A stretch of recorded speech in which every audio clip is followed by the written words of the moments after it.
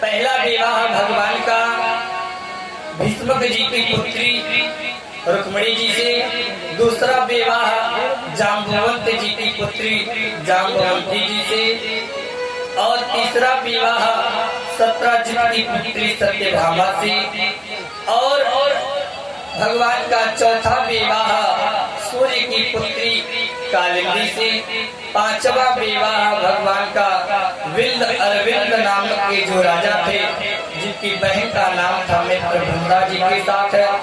छठवां विवाह भगवान का लग्नजित नामक के राजा है जिनकी बिटिया का नाम है सत्या।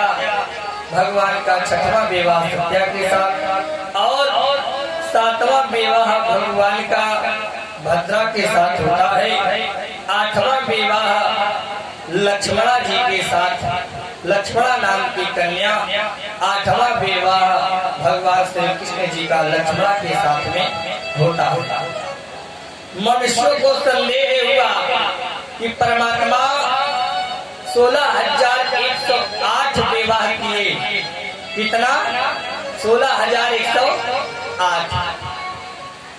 8 विवाह तो भगवान का हो गया, लेकिन 16,100 कैसे हुआ? तब कहते हैं भगवान श्री कृष्ण जी द्वारिका के धीश महाराज बने बैठे हुए हैं और भौमासुर नामक का राक्षस है। क्या नाम है? भौमासुर। भौमासुर नामक का राक्षस ने जब देखा कि श्री कृष्ण का 8 विवाह हो गया है, तब उसके मन में विचार आया कि मैं भी अपनी पुत्री का हम भी श्री कृष्ण जी के जैसा अनन्य विवाह करेंगे। सो वह भौमासुर क्या किया?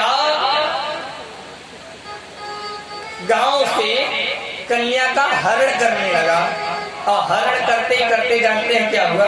बोलो ना। हरण करके लेकर के आए और अपने कारागार में बंद कर दे। घर वाले आज छोड़ दे। भौमासुर तो एक राक्षस है। भगवान उसी समय वो भौमासुर अपने कारागार में 1-2 नहीं, फिर 16,100 कन्याओं को कैद करके रखा हुआ था। कितना? बोलो ना। 16,100 कन्या को कैद करके रखा हुआ था।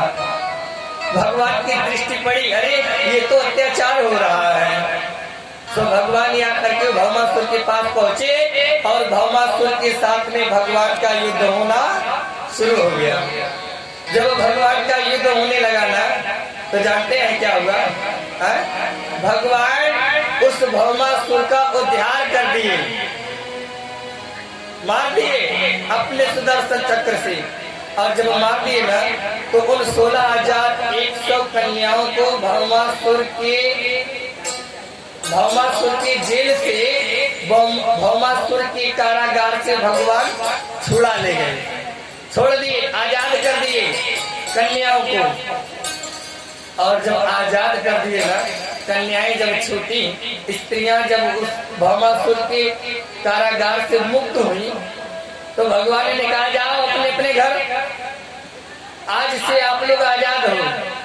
कन्याएं कहने लगी कि हे माधव, हे केशव, हे गोविंद, ये राक्षस हम लोगों को घर से हरण करके लेके आया, घर से हरण करके लेके आया।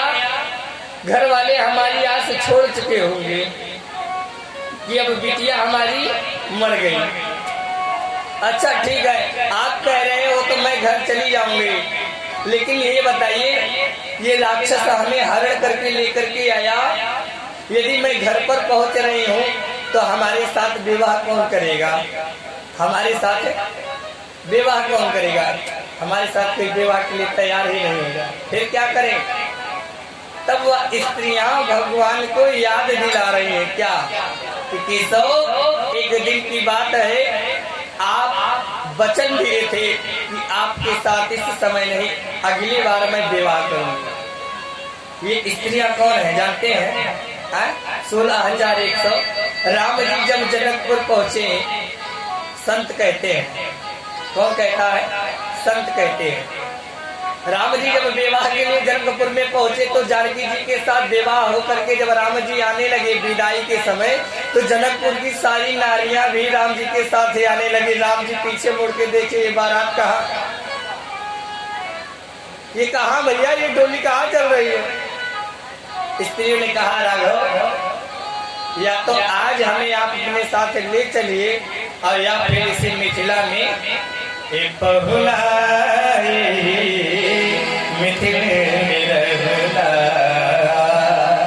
रोज सवेरे उबटन मल के इतर से नहीं लाई हो, एक महीना के भीतर करिया के गोर बनाई गो,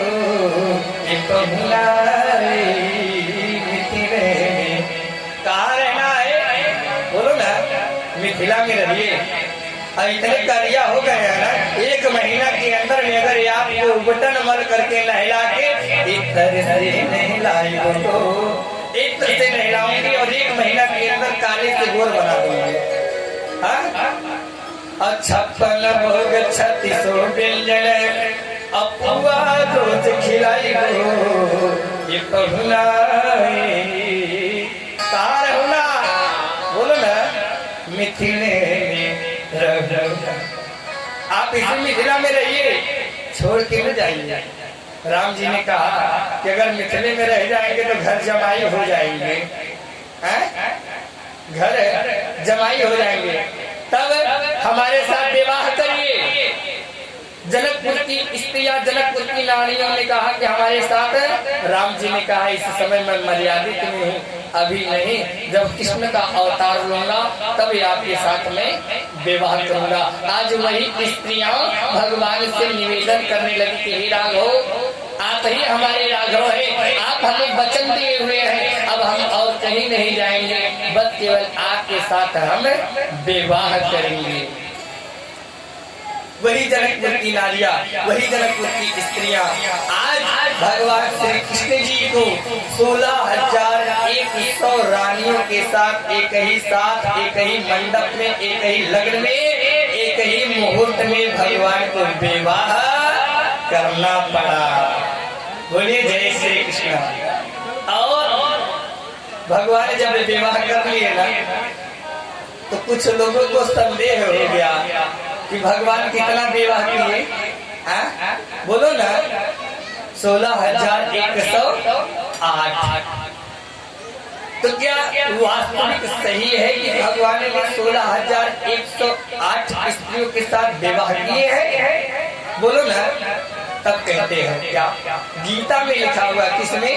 श्रीमद् भगवत गीता में लिखा हुआ है, भूमि रापो नरो वायु संखमानो बुद्धिरेव च अहंकार इति नियम में भिन्नः प्रकृतिरष्टधा।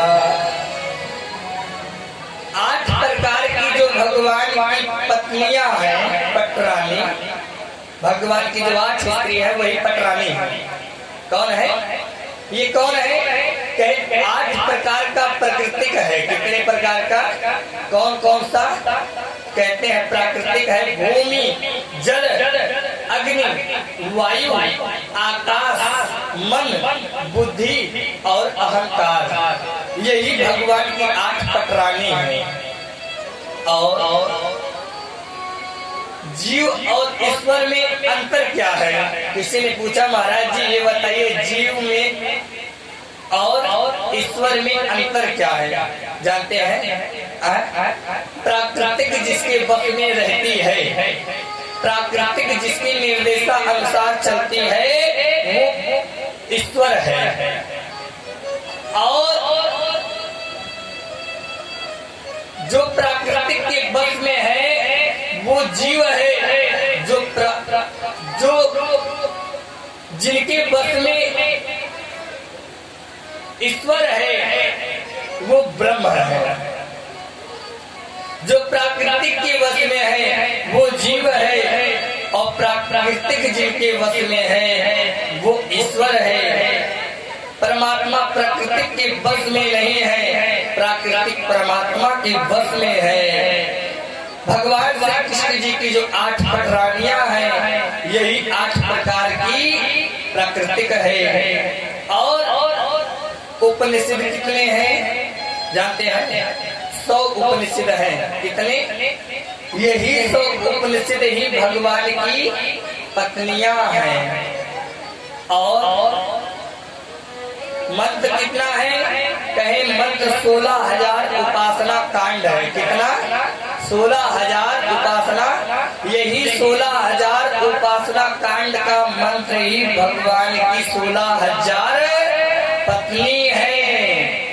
8 प्रकार की प्रकृति भगवान की पटरानी, 100 प्रकार का उपनिषद। कितने उपनिषद है? 100 उपनिषद भगवान की रानी और 16,000 उपासना कांड के मंत्र। ये 16,000 भगवान की पत्नी, भगवान की स्त्री हुई। इस तरह से भगवान का 16,108 विवाह का वर्णन आता है। 16,108 रानियों के अंदर में 16,108 पत्नियों के बीच में सबसे ज्यादा प्रेम यदि भगवान करते हैं, सबसे ज्यादा मोह यदि भगवान करते हैं, सबसे ज्यादा समय यदि भगवान निकालते हैं, तो किसके लिए? केवल रुक्मिणी जी के लिए। किसके लिए? केवल रुक्मिणी जी के लिए। श्री भक्ति बिहारी लाल की जय जय। राधा रमण हरि बोल, जय जय राधा रमण हरि बोल, जय राधा रमण हरि बोल, जय जय राधा रमण हरि बोल, जय जय राधा रमण हरि बोल, जय जय राधा रमण हरि बोल, जय